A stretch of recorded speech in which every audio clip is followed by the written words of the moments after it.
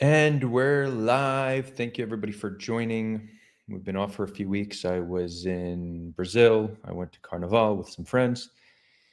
It was exciting and much needed time off, but we're back. I have returned to Israel for the first time in 10 months. I'm going to be here for the next few months, visiting family primarily, but I'm also going to be traveling around Israel and Palestine to meet people, create content, facilitate conversations. So if there's anyone living on the land who would like to meet or be involved in some of the content we're doing, feel free to reach out. I'd love to meet you. You could find how to reach me in the description of this video. Well, that's if you're watching on YouTube. If you're watching elsewhere, you'll need to make your way over to YouTube. Well, I guess if you're watching this on Twitter, you could just reach out to me there. So we're going to do a call-in show. We're going to talk about the ending of the ceasefire, the implications of it, and just have a free-flowing dialogue with whoever wants to join. We'll do this for around an hour, and then we will move it over to the head-on platform for our after party. Let us know where in the world you're tuning in from. I'm going to drop a link already for those who want to tune in. While people join, if people join, I'll share some thoughts on Israel ending the ceasefire. First of all, let's just start with that. Israel ended the ceasefire. There seems to be people are living in an alternate reality. And I guess depending on what the conversation is, both sides are sometimes living in an alternate reality. But increasingly, it seems like the Israel supporters are just they're not with us anymore. They have their own set of facts and events. And obviously, I'm not speaking for everybody, but this seems to increasingly be the case, right? For example, there's people out there, and I don't know if they are just uninformed of the issue or if they're intentionally misleading, but there's people out there framing this as Israel attempted to extend the ceasefire, Hamas disagreed, so Israel has continued aggression. I was catching up with a friend today, and she said, how else can we get the hostages back if not for continued aggression, right? This is like a narrative. Again, either they don't know or they're intentionally misinforming, but we had a ceasefire deal signed that would get all the hostages back. It would have required us to continue into phase 2 and phase 3. Israel, after phase 1, decided they don't want to continue anymore. They did give Hamas an option to, they offered an extension to phase 1, but that in itself is a change of what they initially agreed to. So right now, the ceasefire ended because of Israel. There's no other way to frame it. Yeah, you could say Hamas should surrender unconditionally and release the hostages. You know what? They should, but they won't. So our policy and our perspective shouldn't be on having entirely unrealistic expectations. It's ridiculous. And our care for human rights should not be dependent on Hamas doing what you think they should do. It's just, A, it's not living in reality. B, it's borderline psychopathic. If your care for human rights is simply dependent on Hamas doing the right thing. And what's interesting, it's not like there's wide-scale support for what Israel's doing. Most Israelis are against the continuation of aggression. It's high single-digit, low double-digit support for Israel's continued aggression in Israel. Protests broke out all over Israel yesterday in response to what Netanyahu is doing. Obviously, the majority of Palestinians also don't support this. So who does support it, right? You know, you have some fringe keyboard warriors, sadists who just like to see bloodshed, maybe some cringe evangelicals,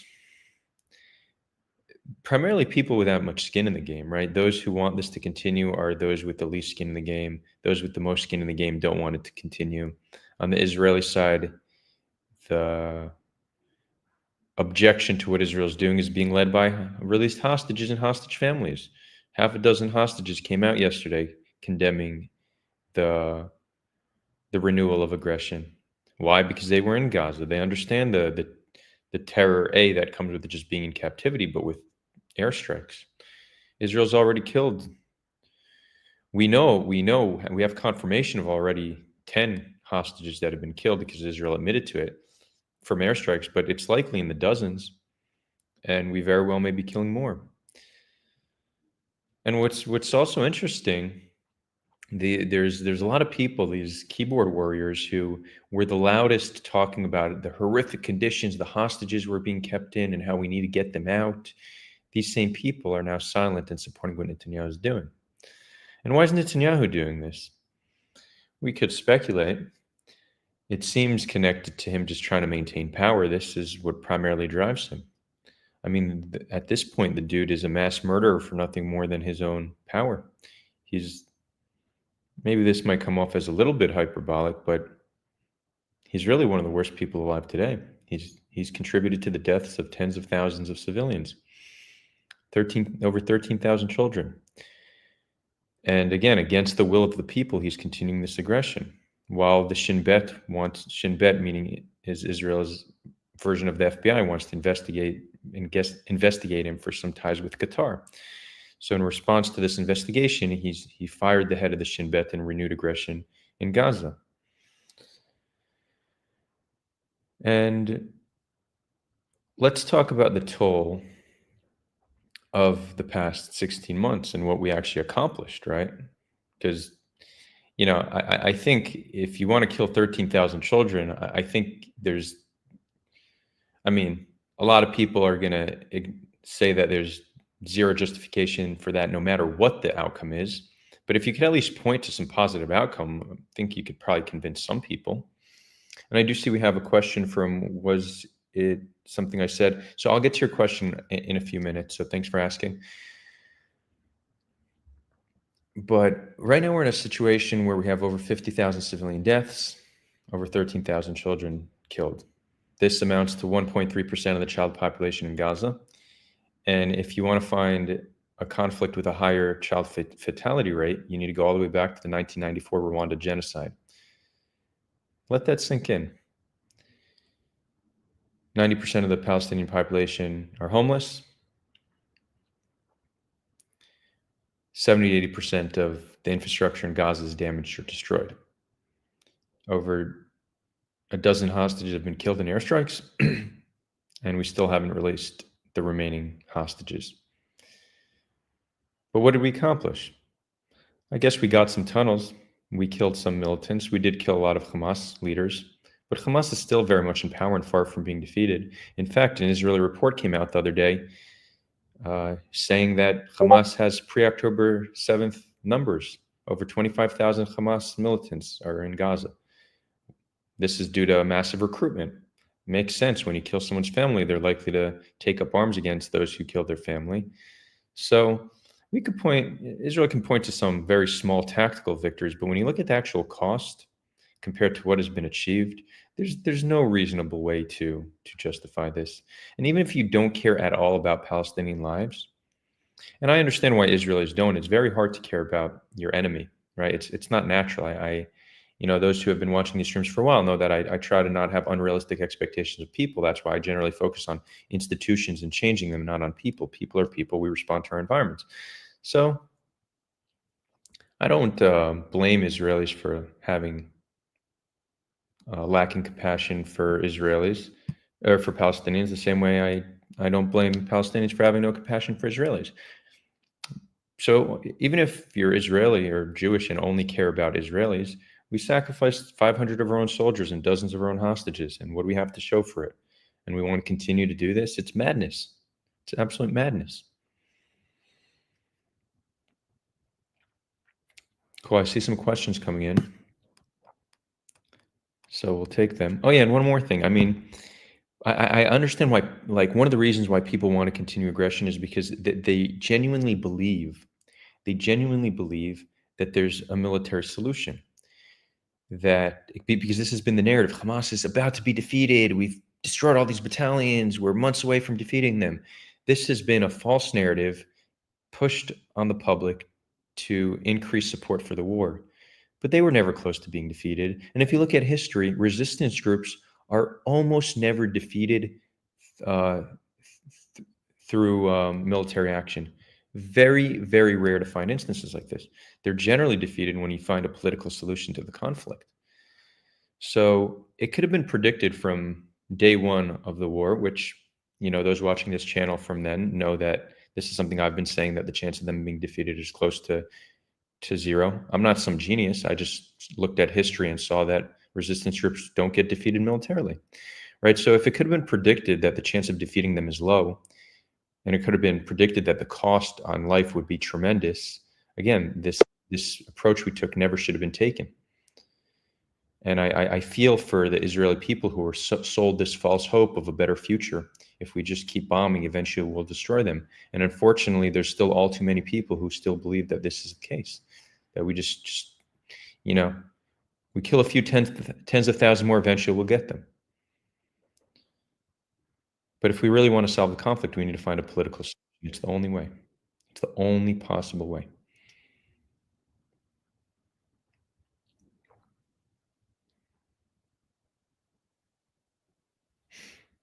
Cool. I'll take some questions, and then I see we have David and Al, so we'll bring you on the chat. Was it something I said, what is Egypt's justification for keeping Gaza sealed? So when you say keeping Gaza sealed, I mean, they are letting aid in, right? But they're not letting people out. Well, they don't want to deal with the refugee crisis. And, history shows when Palestinian refugees leave, they're never allowed to return. So they don't view this as some kind of a temporary agreement, temporary solution. They, in their mind, and for good reasons, if they let refugees in, it would be permanent. So that's their justification. Paul says should never have agreed to a ceasefire. Again, I mean, that's just calling for, think of all the hostages we got out. We would not have gotten them out. And if we continued fighting, we would not have defeated Hamas. It's just a fantasy. And again, am I saying it's impossible to defeat them militarily? No, there's some chance, but it's somewhere in the single digits, maybe high single digits, 8 to 10%, if I'm to just throw a number out. Steffi Short says, what we have to show for is the strategic defeat of Hezbollah and Assad. Again, very short-sighted. Hezbollah is already rebuilding. Assad's gone. Okay, that's not even clear that that's good. I don't see how that is worth the toll on human life.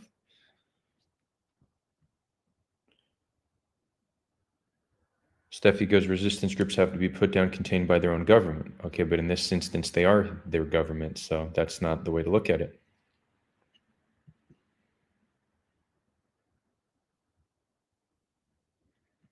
Steffi then says the containment disarmament is the political solution that's achievable. Yes, but that needs to come with some concessions on the Israeli side. They're not going to lay down their arms for because they're just being nice about it. Like, to think that Hamas is going to be like, you know what? Let's just switch things up. We'll leave Gaza. We'll surrender. All good. We'll cut our losses. The chance of that happening is close to zero, because they have zero guarantee that will lead to something positive. Hamas doesn't rule the West Bank. What's happened there? Expansion of settlements, deterioration of conditions for Palestinians. So Hamas, it's not the problem is not Hamas. There's clearly a deeper issue. So it's not as simple as saying disarm. I think we could get them to disarm, but they would need some kind of political victory, like a recognition of a Palestinian state.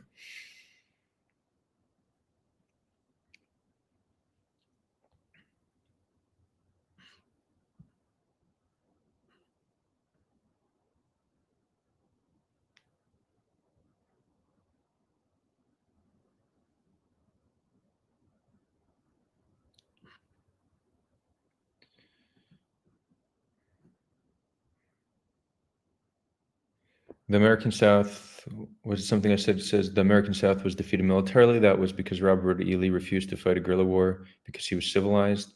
No, so I don't agree with this whole civilized thing. That's just the colonialist mindset. The American Revolution was won by guerrilla warfare. Guerrilla warfare is used by those who don't have proper military means. The Germans and the Japanese were fighting with armies. These weren't resistance groups. You're comparing apples to oranges. Look at the history of resistance groups fighting for the rights of their people. They are almost never defeated militarily. There's close to zero examples of this, and the examples you might find are the exception that prove the rule.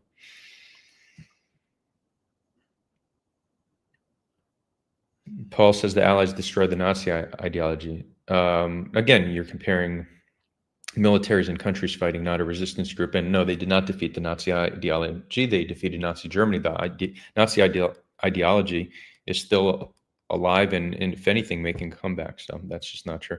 All right, we're going to bring on some guests. We got David and Al here. David, Al. Okay, God bless. Hello, can you hear me? Yeah, we're going to give David the floor first because we haven't heard from him in a while. And then, Al, the floor will be yours. Yeah, I mean, God forbid the situation, just because we've spoken a few times and maybe a continuation of my view. Like, unfortunately, I mean, we agree on quite a bit, but I'm not sure if you would take it this far. I don't think Israel has a plan B.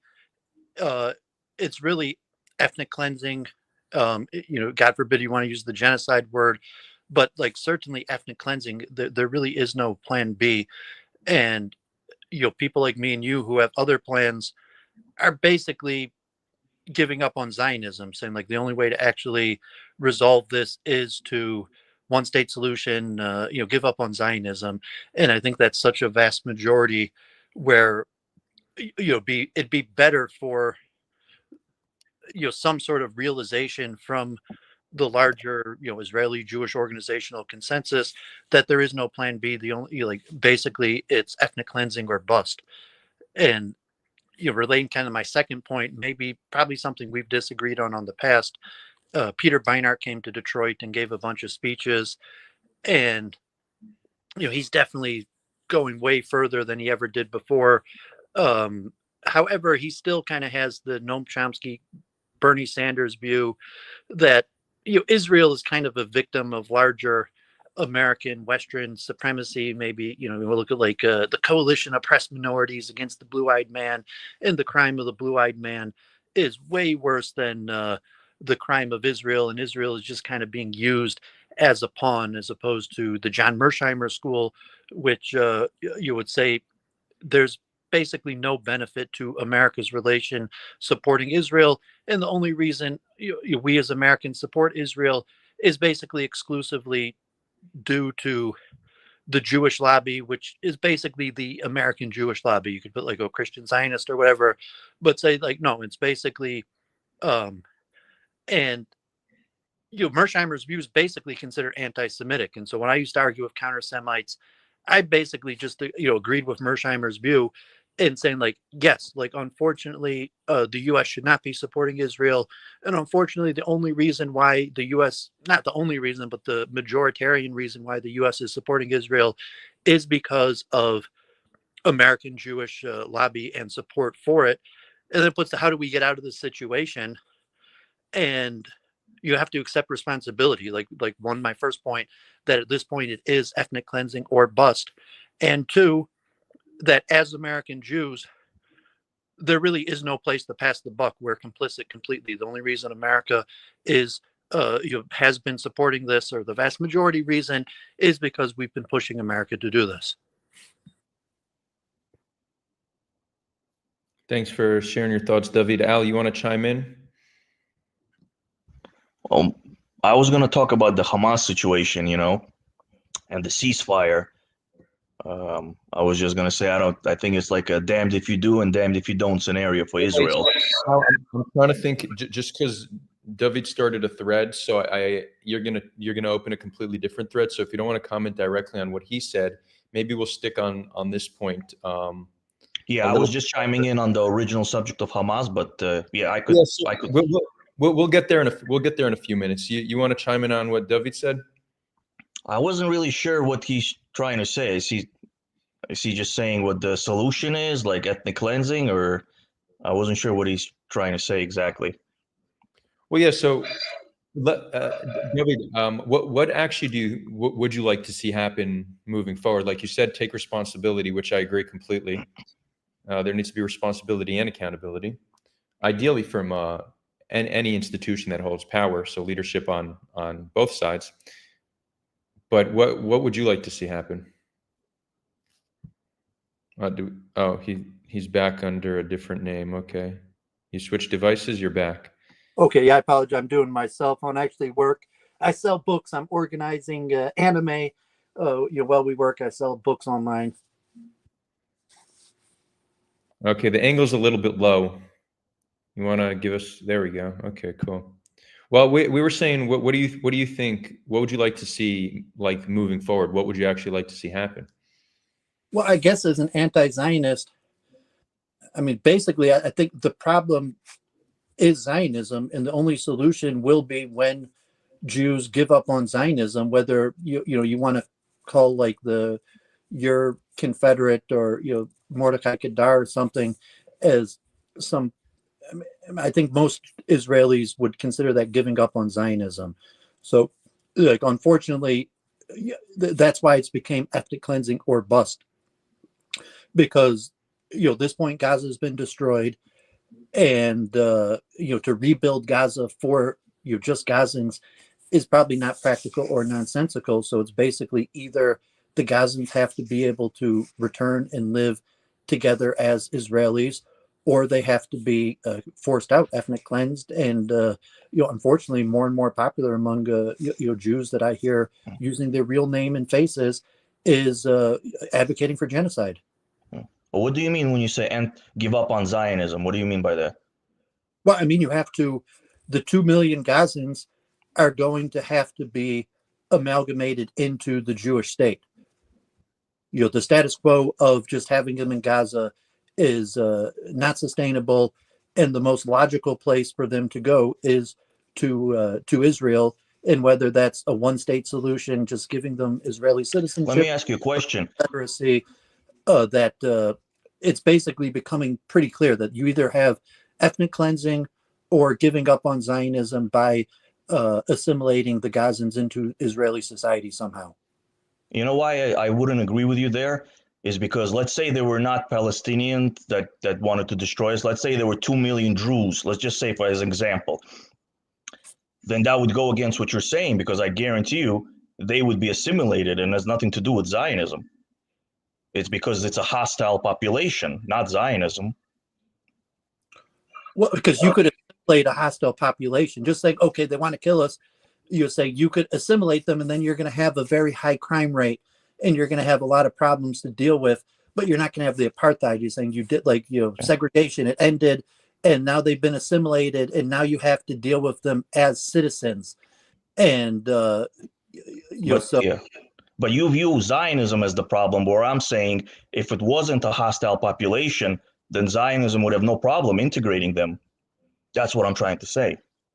Well, no, I think disagree with that. I think that's preventing us from assimilating them. That you're going to say, oh, like, well, Zionists, we have no problem giving them full citizenship and living them with equal. It's only because they're barbarians and don't want it.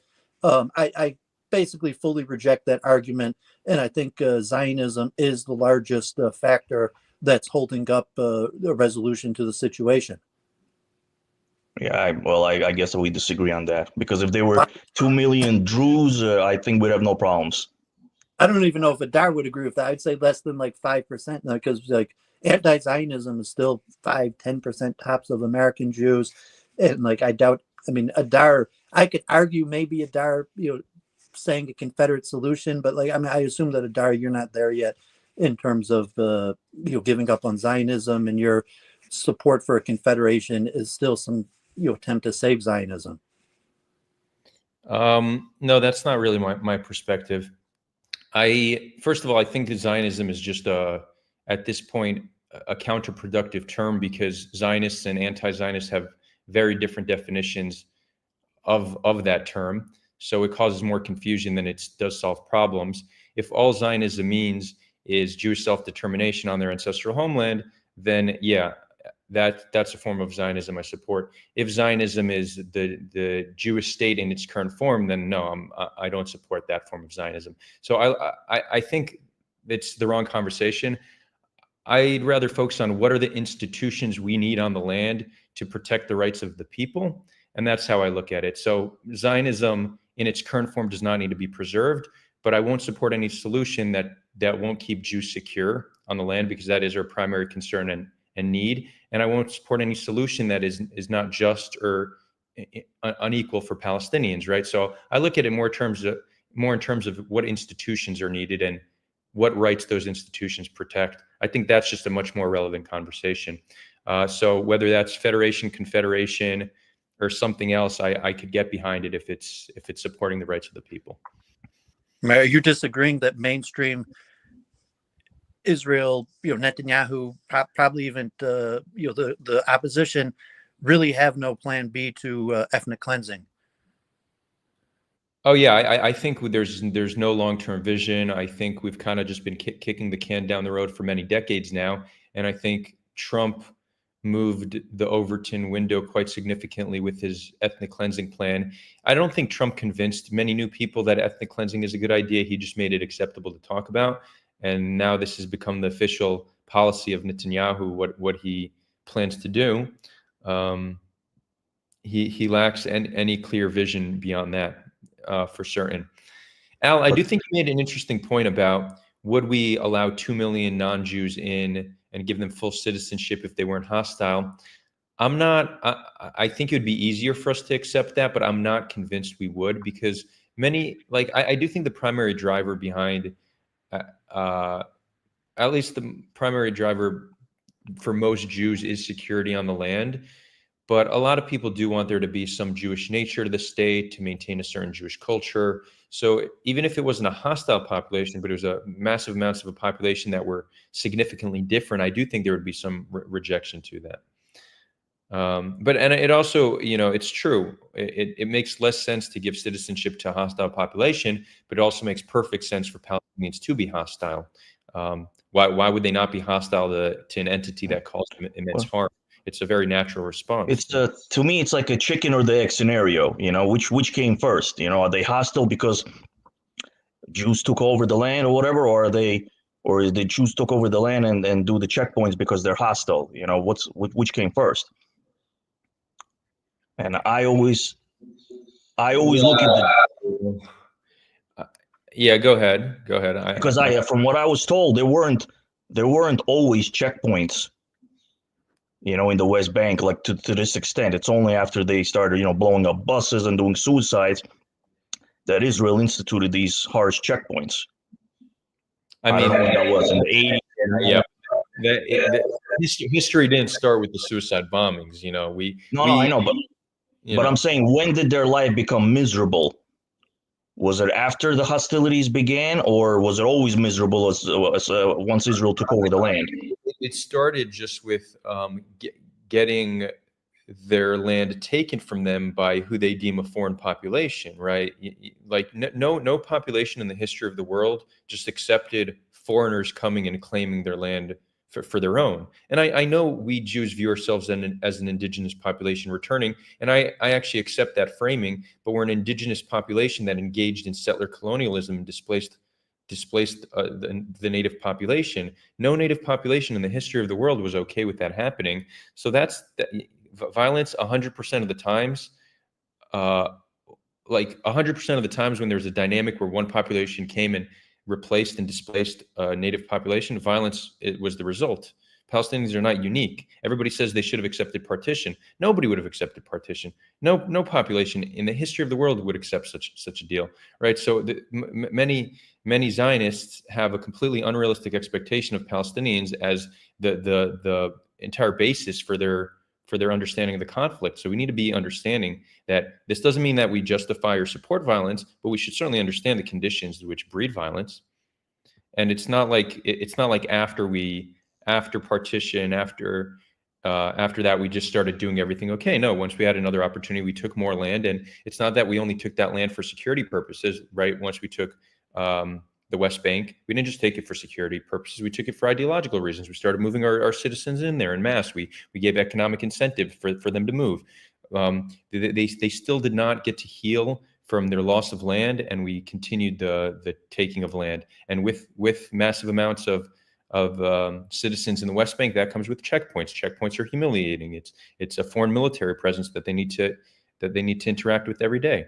So it's very clear why there's been a continuation of violence and continued rejection. Palestinians are acting as pretty much all people before them have acted in similar situations. But what makes them special in that regard? Like why can't the Native Americans continue their fight to this day? Why have certain people just kind of like accepted their fate and try to make the best of it? Why are the Palestinians special in that regard that they think they could continue fighting forever? Well, I don't. Wait, I don't. The point is that it's actually easier to deal with them by assimilating them. And you said like African Americans and Native Americans, the reason why they're easier to deal with is because they were assimilated. They've been given full citizenship, and it's harder to stage a revolution as citizens. So if Native Americans commit crimes or do something, they're dealt with as U.S. citizens. Well, I mean, I'm not sure about that, because don't they have their own rules and sovereignty on the reservations? Yeah, they do, but they're still full U.S. citizens. And saying they don't have like a special prison for Native Americans. If a Native American group tries to commit insurgency or something, they get put in U.S. prisons together with other U.S. citizens. And just say an approach in general to say, well, they're hostile population, therefore we can't assimilate them. To the opposite argument, it's easier to deal with a hostile population when they're subject to your laws. I mean, that's like releasing. I don't want to compare the Palestinians to but it's a bad analogy, but that's like releasing the prisoners and hoping that they rehabilitate after the fact and not before the fact. I know it's a bad analogy, but that's what we do that. Come on.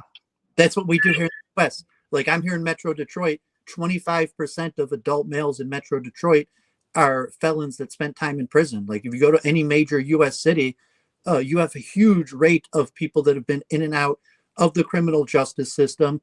And you could just pop up like sexual offenders or even the armed robbers and murderers and rapists. They're all over the place. And we deal with them as fellow citizens, not as a hostile population. I think this conversation is the perfect example of 3 Jews, 4 opinions. I do want to, there's a few comments I want to look at. But first of all, Galacto Guy says, Adar, that's propaganda. You're not being honest and omitting context. So you're welcome to join the stream and make the case that I'm engaging in propaganda, or just share it here and I'll address your comment. But there's a few simultaneous threats, so I don't want us to get disorganized. Isaac says 2 states for 2 people, the only viable solution. As y'all know, I'm not against 2 states. I'm just not sure it's the most viable for certain reasons, but I would certainly support it if it was on the table. Was it something I said the Arabs simultaneously declared war and then lost? Actually, that's not true. They declared war months later, and actually you'd already had many Palestinians displaced, many towns completely ethnically cleansed before that happened. But that's not again, that makes sense. Let's look at a different scenario. And again, there's no comparison that's one-to-one. But imagine you have a situation where you have a bunch of European colonizers coming to the Americans. Obviously, the Native Americans responded violently. They're like, who are these foreigners claiming the land for their own? That's natural. Now, imagine that there was some European body that said, you know what, we have a solution. We're going to give some of the land to the Europeans and some of the land to the Native Americans. Obviously, the Native Americans wouldn't be okay with that foreign body agreeing to give those Europeans away Native American land. And then imagine then different Native American nations, the Cherokees, the Apaches, decided to join the Lenape who were displaced in fighting these colonizers. That's a similar equivalence to saying the Arab forces joined. It makes sense that they would join.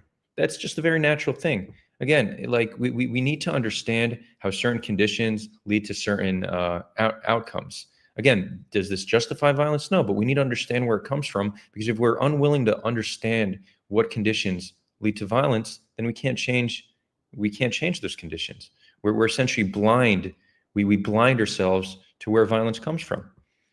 We view it as a completely irrational and evil response, not a natural response to the circumstances. And also, no, I'm saying, I saw you join the stream and then hop off. You're welcome to come on. I wanted to, so if you want to come back on. And Noam on that says, I don't accept the Dutch premise of settler colonialism. You blithely put it out there like it's a settled argument. Well, first of all, in terms of how settler colonialism is defined, Zionism is very clearly an example of that.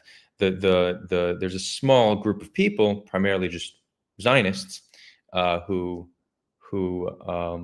counter that claim. But that makes sense. Generally, people who are engaged in doing something bad are not going to be the ones who admit it. Now, where I would say that we're different from settler colonialism is that we are an indigenous population engaging in settler colonialism. But look at the definition of settler colonialism. It's a one-for-one match. And there's other examples like Liberia, right? That was African Americans returning to their ancestral homeland to have independence. That's considered settler colonialism. That's not at all controversial. So I'm not sure Zionism should be a completely different standard. What about the Dutch going to South Africa in the 1600s? Yeah, that's a classic example of settler colonialism. Like we literally have dozens of examples of settler colonialism, and they're generally not controversial. Zionism is very clearly, we could say it's not settled because nothing's settled. Like not murder being wrong is not settled. So I wouldn't argue with you, Noam, that it's not settled, but nothing's settled. There is a general consensus, and there's the consensus is really based on most people living in reality and seeing it for what it is. Oh no, so no, I'm seeing what you're saying. So there's a massive misconception. Colonialism and settler colonialism are not the same thing. You're saying no economic motive, no mother country, refugees are not necessary settlers. None of that is necessary for settler colonialism. So before you just continue engaging, because there's and this is a common misconception. Many people don't recognize this distinction. Colonialism is not the same as settler colonialism. I would ask any LLM to just explain the difference of colonialism and settler colonialism and examples of both, and you'll see Zionism is very clearly settler colonialism. Doesn't require mother country, doesn't require economic motive, and you could be a refugee. In fact, a lot of settler colonial nations were people just looking for a better life. It was people leaving a bad life for hopes of a better life, not too different from the Jews who attempted to do the same thing. So again, I think if we want to be nuanced, we just need to accept Zionism is an indigenous rights movement that engaged in settler colonialism to achieve their goals. Like I think that if we really want to be honest about it, I think that's probably the best way to frame it. Anyways, I went on a little tangent. Does anybody want to chime in? And Noam, if you do want to hop on. But if you do want to talk about settler colonialism, I would suggest just reading about it first, just to get the full picture of how it's defined. Yeah, I mean, considering the restarting of the war, I mean, it's an important topic, but I mean, I think there's more pressing issues. Like I said, like, is it actually ethnic cleansing or bust? And is there legitimately another option? And also the question you didn't respond to of how to look at American Jewish support. Is it basically American Jews that are the main party that's complicit in what's going on? Or can you divert it to say this is part of the larger settler colonialism? Because I think blaming it on settler colonialism is kind of like, the big bad blue-eyed man, that Israel is just indicative of the crimes of Europeans as opposed to a unique crime. I'm not sure I understood your question.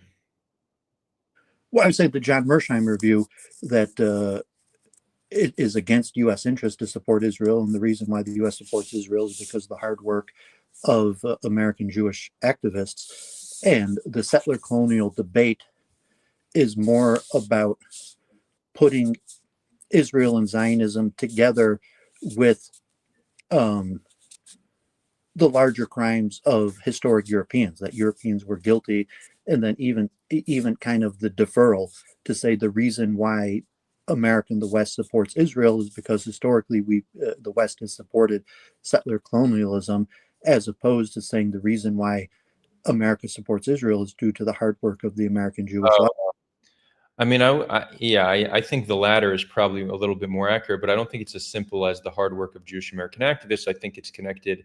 Like, you do have a strong, like, let's talk about the money in politics. One, you have like Israel that lobbies, Israel as a country that lobbies. You have AIPAC, which is a relatively strong lobby. You have individual Jewish donors who fund candidates, and they're proportionally the largest donors relative to population size. But in addition to that, right, so that's obviously like money in politics obviously influences policy. But then you also have the fact that the military industrial complex is very clearly connected to that. It's that 70% of the budget, that the funding that Israel gets, needs to be used on U.S. weapons companies. So essentially, the funding Israel gets is a subsidy for U.S. weapons manufacturers. So even if you take all Jewish money out of U.S. politics, you would still have support for Israel for that reason alone. And there's a greater geopolitical consideration. The U.S. likes countries in their sphere of influence, right? It's not, Egypt gets aid, Jordan gets aid, right? The U.S. has a policy of kind of giving aid to countries in their sphere of influence. So I think like Jewish activism and Jewish money is part of it, but if you remove that entirely, I think the U.S. would still support Israel. But not because it's settler colonialism. I don't think that has anything to do with it. I think settler colonialism, that framework, the only place it's essential is to understand how Palestinians perceive us, right? Like we view their rejection to us and their violence as foreign and unique and hard to understand. We try to attribute it to Islam, but once we can understand that to Palestinians, regardless of the fact that we're an indigenous population returning, to Palestinians, we are indistinguishable from colonizers. Once we understand that, their actions make a whole lot more sense. So I think we Israelis, we Jews, need to recognize how we're indistinguishable from colonizers in their eyes. And hopefully they can also understand that we're not just colonizers, we're not just foreigners, we're an ancient population from this land that is just yearning to return and live in peace, right? That's something that I think both sides hopefully can come to understand. Well, I was putting it maybe the opposite direction, that although most Jews will push back on settler colonialism, the settler colonialism is actually a defense of Zionism and Israel, because it puts together far-right European white interest and Israel and puts them on the same side. And from the other perspective, it lumps together the crimes of Israel with the greater crimes of the West, as opposed to being a unique crime. It's like a pivot to say, like, okay, what Israel's doing is pretty bad, but it wasn't nearly as bad as the historic crimes of the Blue-Eyed Man, as opposed to saying, like, no, unfortunately, what Israel's doing is a unique crime. It's different than the historic crimes of the West, and it's actually the single most important human rights issue of our day.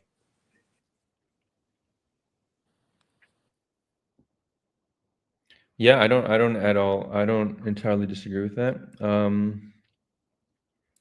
Yeah, I mean, we're plagued by poor leadership right now, where the two countries I happen to be citizens of are run by psychopathic narcissists who seem to not care all too much about themselves and their legacy, which is unfortunate, because with great power comes responsibility, and this power is not being wielded responsibly.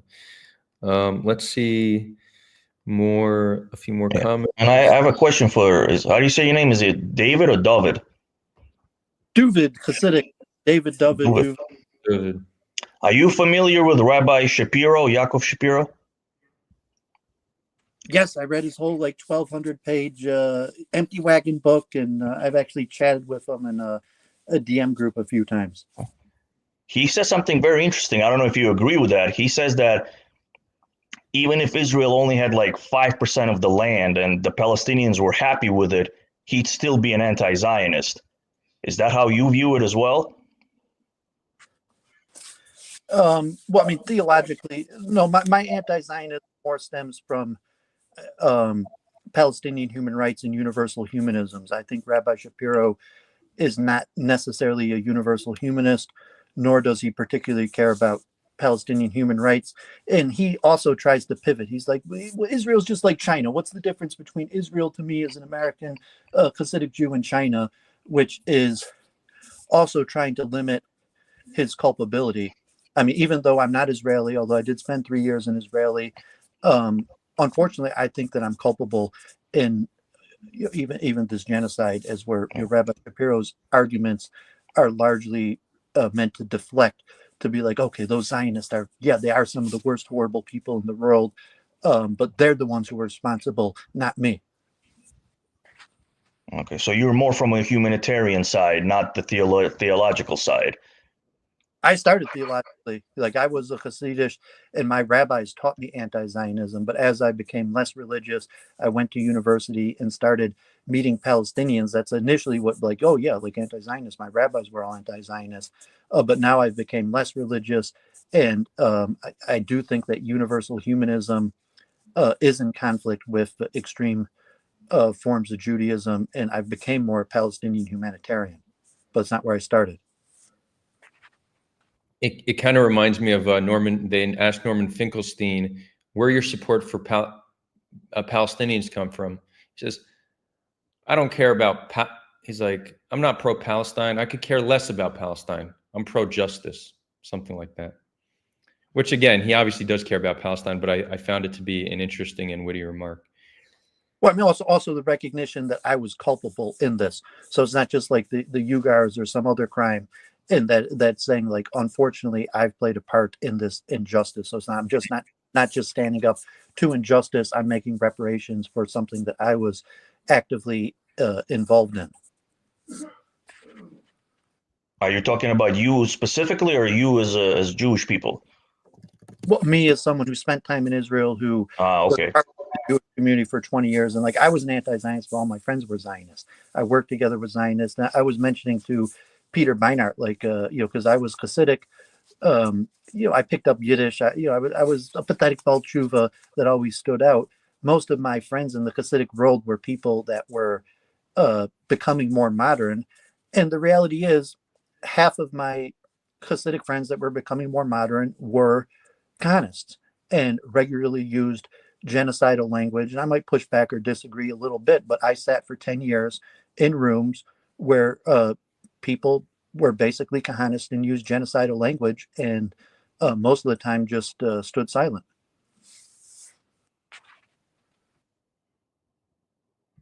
We're gonna take some more comments because I see comment sections popping off.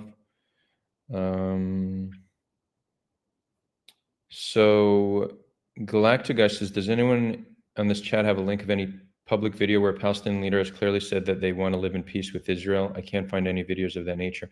Well, it depends on the wording, right? Palestinian leaders who have recognized Israel's right to exist need to be, they're not going to say we want to live in peace with Israel, because currently that is language that's going to be very controversial in Palestinian society. But you do have Palestinian leaders that have accepted Israel's right to exist. The PLO accepted Israel's right to exist in 1989. In fact, the foreign spokesperson of Hamas a few months ago did an interview where he called for a two-state solution. This is Hamas, not even the PA. So yeah, you do have examples of that. You do have examples of that. If you want, I could Yeah. After this. But I think that two-state solution is a wink-wink with their full right of return. So it's basically two Palestinian states. That's how I view it. I've heard the case that they see it as a stepping stone to continued aggression, that let's get what we can and then continue fighting. But and actually some Palestinians would even acknowledge that to be the case. But my impression is actually, first of all, when we used to do these public negotiations here in Israel, we would bring dozens of Palestinians from the West Bank and even some from Gaza at times, and we would, in public areas, sit and negotiate the conflict in different groups. And the right of return, actually, Palestinians would give up on pretty quickly. It seems like right of return is more so just a negotiation card that if certain conditions are met, you'll see Palestinians give up on. That said, I actually don't think it needs to be given up on entirely. I think whether it's two states or whatever the solution is, you can have some kind of reasonable absorption of Palestinian refugees. You can't absorb millions of people a year. That would create logistical issues. economic issues. But right now you have around 30,000 Jews immigrating to Israel every year. I could see a policy in place where you have 30,000 Palestinians, 30,000 Jews immigrating every year. That's not a disastrous policy. But even with that, we have seen Palestinians give up on it. The actual Palestinians, not leaders, actual Palestinians when you talk to them. And also, I don't think once Palestinians, there's not going to be there's no such thing as complete justice. You can't turn back the clock. But if there's a just enough solution where Palestinians have their freedom and have their independence and are living decent lives, I'm not convinced that they're going to ruin all that to continue to engage in violence. I just don't think that's how it's going to play out. I really don't. Even if you compare, like, okay, America and after slavery and then Jim Crow, that almost no one argues today for stripping African Americans of citizenships. Even the most, so to say, racist Republicans, they will argue law and order. They might argue segregation in the various forms. So to say, like, even if Israel tomorrow just de facto gave all the Gazans Israeli citizenship, you could still have all the, the arguments of, okay, but now there's law and order and stop and frisk and segregation, Jim Crow type policy. So it's not like, giving them full citizenship is going to mean, like, immediate integration. I mean, until the demographics change and they start voting out and changing the rules in their favor, right? I mean, remember, Israel is a democracy per se.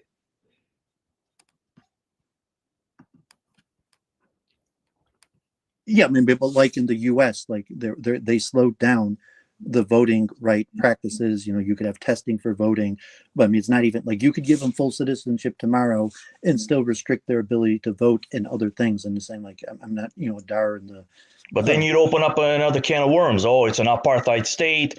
Now it's a real apartheid. They are citizens, but they don't have the same rights. They're second-class citizens. I mean, now you're opening up another can of worms there. Well, if the other, that I said, if the only other option is ethnic cleansing and genocide, you're saying, well, unfortunately, it's Israel's action in the war after October 7th that has basically forced Israel's hand of having no other option other than giving full citizen or, letting them back into Israel or ethnic cleansing. Yeah, I mean, if I had to choose between ethnic cleansing or suicide of the country, I would choose ethnic cleansing. Well, let's be real. That's my point. That's why. But at least I'm not trying to hide it. I'm being straightforward. Well, no. So I actually think this is an important point, David, because your idea for absorption of the entire Palestinian population, I mean, is Jewish Israelis would rather ethnically cleanse Palestinians than ever agree to that. So I think whatever the solution is, the best way to implement it is one where we could get consensus amongst the majority of people. And at the very least, the framing of absorbing all these people is a non-starter for most Israelis.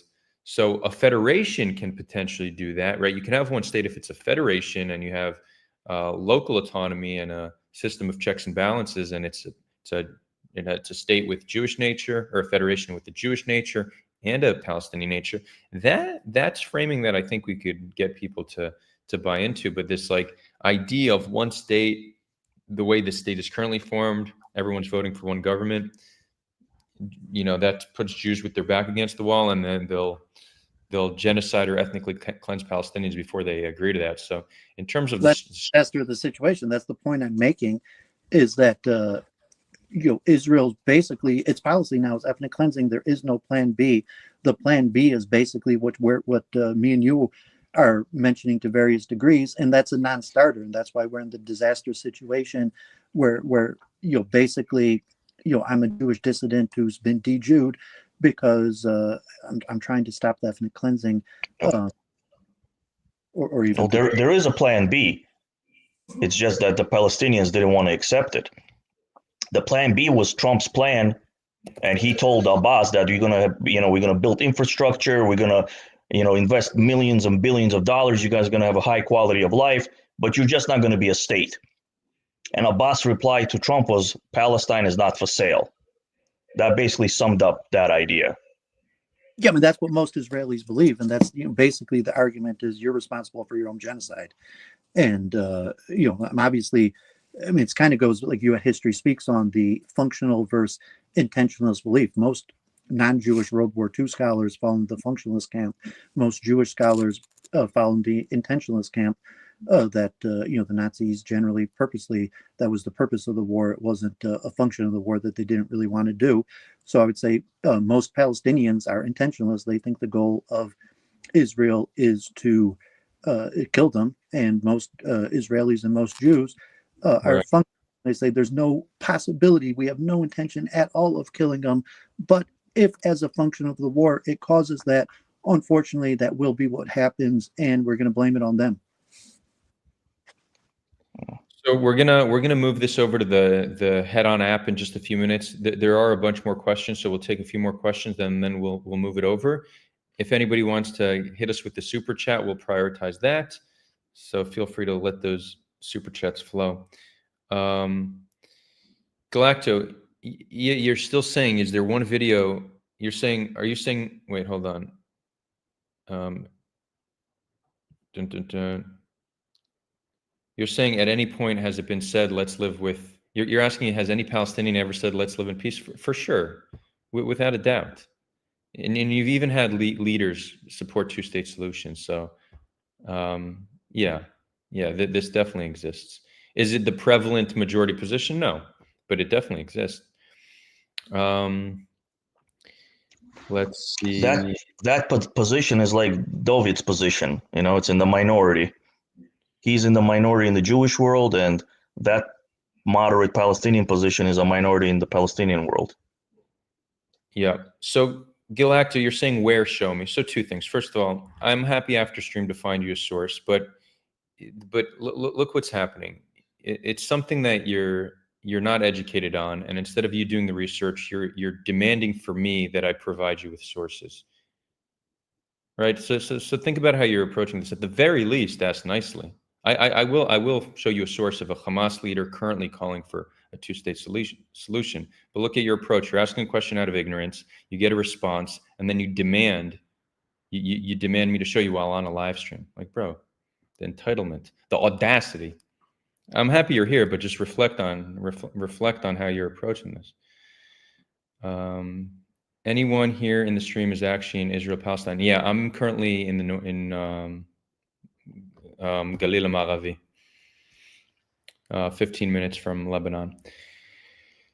Was it something I said saying you have to move isn't ethnic cleansing? Lots of people had to move, 8 million people after World War II. Actually, so the term ethnic cleansing didn't exist then, but retroactively, or in hindsight, people would consider that to be ethnic cleansing, yeah. Nathaniel says, why not create a federation? Great question. I think federation's a good idea. So another thing, was it something I said? First of all, I appreciate the engagement. You're asking good questions that are creating good conversation, but you're saying, isn't that what happened in Gaza? Meaning like we withdrew from Gaza, and instead of that, and they were completely free, but then they used it as a platform for more terrorism on October 7th, right? You're saying that's in response to me saying once your life is good, you will just not want violence. But no, that's not how it happened. First of all, Palestinians in Gaza and Palestinians in the West Bank they're disconnected by geographic location, but they view their cause as the same.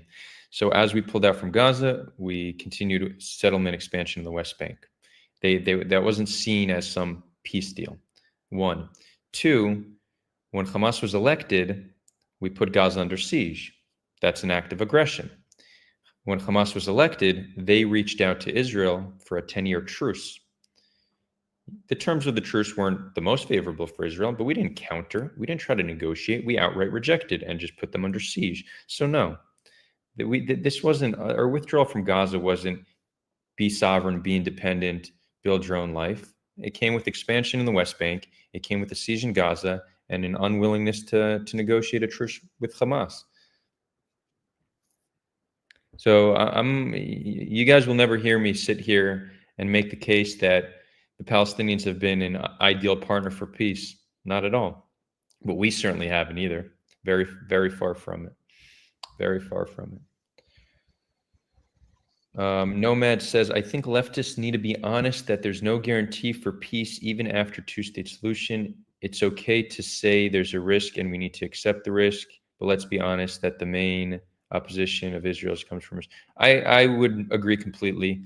I see Isaac Kedem here, who I don't think is a leftist. Again, Isaac, I don't know you well, but Isaac supports two states. So Isaac, do you also acknowledge that there would be risk with two states? Because I do recognize. I think there's not a single solution that doesn't have risk, right? No matter what we do, there's risk. But the status quo is not only immoral to uphold, it seems to be one of the riskiest paths we could go down. It's a ticking time bomb. It's a status quo that will always lead to more violence and which is leading to international isolation. And it's unclear that Israel survives in a hostile region without global support. Emperor Ghidorah said, didn't the siege happen after Hamas started firing rockets? Well, rockets were being shot from Gaza before Hamas was even elected. So there wasn't like a start date. It wasn't they were elected and then they started shooting. There was occasional rocket fire from Hamas occasionally and other militant groups. But the siege happened once they were elected and rose to power. We refused to negotiate with them. We refused to see them as a legitimate entity. We just put them under siege. And by the way, when Egypt put us under siege, we consider that an act of war, right? It makes sense that they would view it similarly. Let's see. What else? All right, guys. So we're gonna.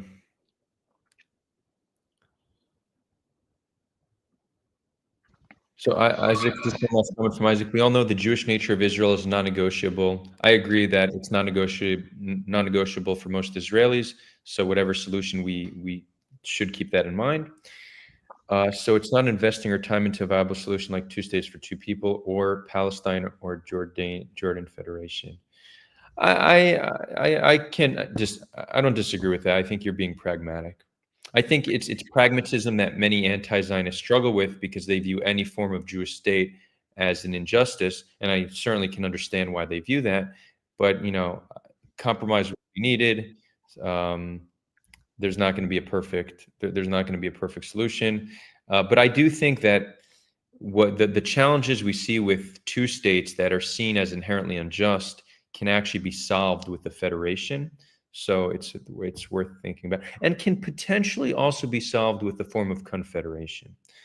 Yeah, I mean, if you gave me a chance for a last comment, it was going to be on this exact issue of if you have faith in your fellow Jews, from our view, say to do the right thing, as it becomes more and more clear that there is no real plan B to ethnic cleansing, that hopefully the majority of Jews are going to be, I'm not going to do the ethnic cleansing.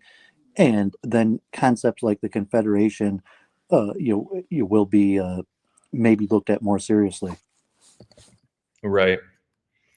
Okay, cool. We're going to wrap this up, guys. Look, I